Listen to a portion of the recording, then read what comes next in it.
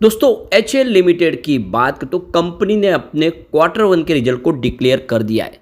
Result यहाँ पे year on basis पे तो बहुत ही शानदार रहा है, लेकिन क्वार्टर ऑन क्वार्टर बेसिस पे बहुत ज़्यादा कमजोरी रह गई है। इसके पीछे क्या वजह रही है उसको समझने की कोशिश करेंगे और क्या इस रिजल्ट के बाद अब हिंदुस्तान एरोनॉटिक्स लिमिटेड में निवेश करना चाहिए।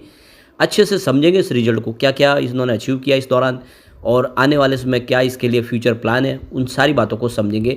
डिफेंस सेक्टर की मजबूत पीएसयू स्टॉक है जो आने वाले समय बेहतर प्रदर्शन कर सकता है, क्योंकि अब इंडिया के अंदर मेक इन इंडिया के तहत बहुत सारे हथियार बन रहे हैं, उसको एक्सपोर्ट करना शुरू कर दिया गया है। ऐसे में इसको बेनिफिट हो सकता है। दूसरी तरफ अगर हम BEL की बात करें यानी भारत इलेक्ट्रॉनिक्स, तो यहाँ पर भी नए टारगेट निकल के आ रहे। इसके अलावा हमारे सामने जुलाई के म्यूचुअल फंड होल्डिंग के आंकड़े भी आ गए जो काफ़ी ज़्यादा चौंकाने वाले। तो यहाँ पे इन सारी बातों को समझेंगे इस वीडियो के माध्यम से। लेकिन फ्रेंड, उससे पहले अगर आप पहली बार हमारे चैनल पे आए तो चैनल को सब्सक्राइब कर दीजिए, एक बेल आइकॉन दबा दीजिए ताकि जब भी नया वीडियो बने पहला नोटिफिकेशन आपको मिले। वीडियो पसंद आए तो लाइक से जरूर कीजिए। चलो फ्रेंड्स, वीडियो स्टार्ट करते हैं। मैं हूँ आपका दोस्त SP दवे और हमारे अपने चैनल ऑनलाइन कमाई में आपका बहुत बहुत स्वागत है। तो सबसे पहले हिंदुस्तान एरोनॉटिक्स लिमिटेड के कारोबार की बात करें तो आज 4658 के आसपास क्लोजिंग थी, 0.90% की गिरावट के साथ।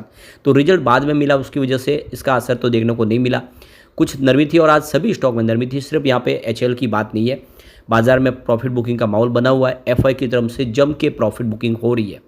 वैसे यहाँ पे जो आप देख सकते हो कि क्वार्टर वन का जो रिजल्ट है उसमें नेट प्रॉफिट में 77% का ज़बरदस्त जंप देखने को मिल रहा है, जो 1437 करोड़ के आसपास पहुंच गया है। और रिवेन्यू में भी 11% की शानदार जंप देखने को मिली है। तो इस हिसाब से रिजल्ट काफ़ी बेहतर है।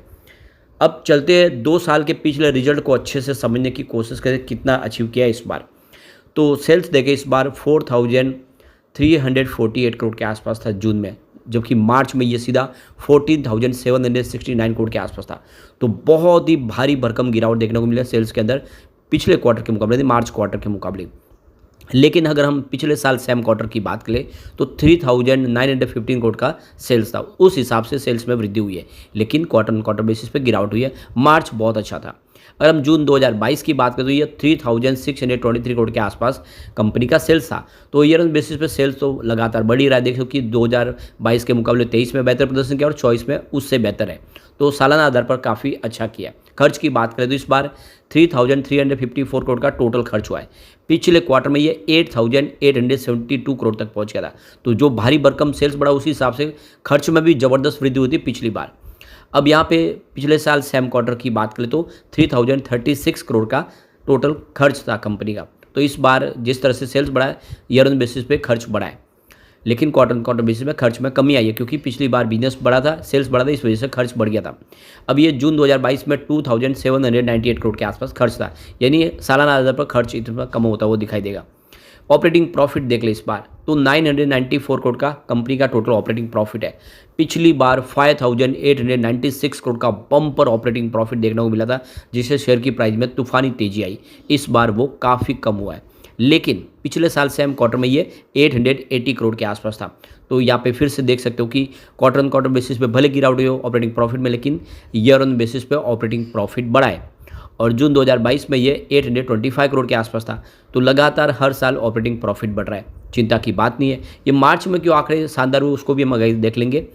अदर इनकम की बात करें, इस बार 738 करोड़ की अदर इनकम है कंपनी की, जो पिछले क्वार्टर में 557 करोड़ के आसपास थी और पिछले साल सेम क्वार्टर में ये 411 करोड़ के आसपास थी। तो इस बार अदर इनकम बढ़ी है, जून 2022 में मात्र 192 करोड़ के आसपास थी। तो क्लियरली इस बार अदर इनकम का भी थोड़ा फायदा कंपनी को जरूर हुआ है। प्रॉफिट बिफोर टैक्स देखते इस बार 1582 करोड़ के आसपास रहा है। पिछले क्वार्टर में 5778 करोड़ का बम्पर प्रॉफिट था और पिछले साल सेम क्वार्टर में ये 1089 करोड़ के आसपास था। तो क्वार्टर ऑन क्वार्टर बेसिस पे प्रॉफिट बिफोर टैक्स में कमी आई, लेकिन ईयर ऑन बेसिस पे अच्छी खासी वृद्धि हुई है। और जून 2022 में ये 809 करोड़ के आसपास था। अब चलते हैं नेट प्रॉफिट की तरफ। तो इस बार 1436 करोड़ का कंपनी को प्रॉफिट मिला है। पिछले क्वार्टर में ये 4292 करोड़ का बम्पर प्रॉफिट था। क्वार्टर ऑन क्वार्टर बेसिस पे प्रॉफिट में कमी आई है, लेकिन पिछले साल सेम क्वार्टर में 814 करोड़ का प्रॉफिट था। उस हिसाब से ज़बरदस्त जंप है, यानी 77% की शानदार जंप है। और 2022 में नेट प्रॉफिट 607 करोड़ के आसपास था। तो क्लियरली सालाना आधार पर देखिए तो लगातार नेट प्रॉफिट बढ़ ही रहा है। EPS इस बार 21.47 के आसपास रहा है, जो पिछले क्वार्टर में 64.18 रुपीज़ के आसपास था। लेकिन पिछले साल सेम क्वार्टर में 12.17 रुपीज़ के आसपास था और जून 2022 में ये 9.07 रुपीज़ के आसपास था। ओवरऑल देखें तो रिजल्ट बहुत ही अच्छा लग रहा है इस समय, लेकिन जो कमी रह गई है मार्च के मुकाबले उसके पीछे जो सबसे बड़ी वजह कि ज़्यादा करके जो कंपनी का जो सेल्स था, मेजॉरिटी सेल वो Q4 के दरमियान ही हुआ है। कंपनी ने जो प्रोडक्ट अपने बनाए थे वो बेचे, वो सारे के सारे जो डील है वो मार्च के दरमियान हुई है। इस वजह से इस बार जो आप देखो कि Q1 का रिजल्ट थोड़ा आपको कमज़ोर दिखाई देगा, लेकिन ऑर्डर बुक बहुत ज़्यादा पाइपलाइन में जो आने वाले समय कंपनी कंप्लीट करेगी। तो देख सकते हो कि यहाँ पे कंपनी की तरफ से कहा गया है कि जो Q4 था बेहतर रहने की वजह ये है कि एक साथ में उन्होंने सेल्स किए थे, लेकिन अब की बार वो जो ऑर्डर है वो आने वाले इसमें कंप्लीट हो गए। इसका असर आने वाले क्वार्टर में देखने को मिलेगा। पाइपलाइन में बहुत सारे कंपनी के पास ऑर्डर है। अब यहाँ पे ब्रोकरेज हाउस का कहना है कि जो Q1 कमजोर है इसके पीछे वजह रही इलेक्शन। ये जो पिछला 2-3 महीने का इलेक्शन का दौर निकला उस दौरान वीक ऑर्डर मिले, ऑर्डर खास नहीं मिले कंपनी को क्योंकि कामकाज उस हिसाब से नहीं चल पाया, तो इसका भी असर देखने को मिला है। वैसे सरकार ने इस बार डिफेंस सेक्टर के लिए जो बजट बढ़ाया इसका फ़ायदा बिल्कुल यहाँ पे मिलेगा। एयरक्राफ्ट से लेकर हेलीकॉप्टर बनाने के लिए इंजन और दूसरे और प्रोडक्ट कंपनी बनाती है, मेंटेनेंस सर्विस का काम भी करती है, इसलिए एचएएल को बहुत सारा बेनिफिट होगा। पिछले कई सालों के बाद एचएएल बेहतर प्रदर्शन करता हुआ दिखाई दे रहा है और इसीलिए आने वाले समय इसका शानदार रिटर्न देखने को मिल सकता है। यहाँ पे म्यूचुअल फंड के आंकड़े भी हमारे सामने आए। आप देख सकते हो कि 84 म्यूचुअल फंड ने नई एंट्री की है जुलाई महीने में। यहाँ पे 78 म्यूचुअल फंड ने अपनी बिकवाली की है। तो जो आंकड़ा भारी है वो खरीदारों का है। म्यूचुअल फंड इसमें इंटरेस्ट ले रहे हैं, निवेश कर रहे हैं, ये बहुत बड़ा शुभ संकेत है एक तरह से। अब चलते हैं हम भारत इलेक्ट्रॉनिक्स की तरफ। तो 294 पर आज क्लोजिंग थी, 0.51% की यहाँ पे गिरावट देखने को मिली, लगभग आधा % के आसपास की गिरावट रही है। अब इसके बीच में अगर आप देखें तो चॉइस ब्रोकिंग के सुमित बगड़िया ने इसमें खरीदारी की सलाह दी है। उन्होंने उसके जो टारगेट दिए वो 325 का पहला टारगेट है और दूसरा टारगेट 350 के आसपास है। तो इसमें आपको 280 का एक स्टॉप लॉस लगा के खरीदारी करनी है। आने वाले समय ये आपको 350 का दिखा देगा टारगेट। अब इसके लिए जो एक बड़ी अपॉर्चुनिटी है वो ये है कि यह देख सकते हो कि निफ्टी नेक्स्ट 50 इंडेक्स में शामिल हो सकता है। तो यहाँ पे नोवा अल्टरनेटिव की तरफ से जो अंदाज़ा लगाया गया इसमें ट्रेंट और BEL दोनों ही निफ्टी के प्रबल दावेदार हैं जो इसमें शामिल हो सकते हैं।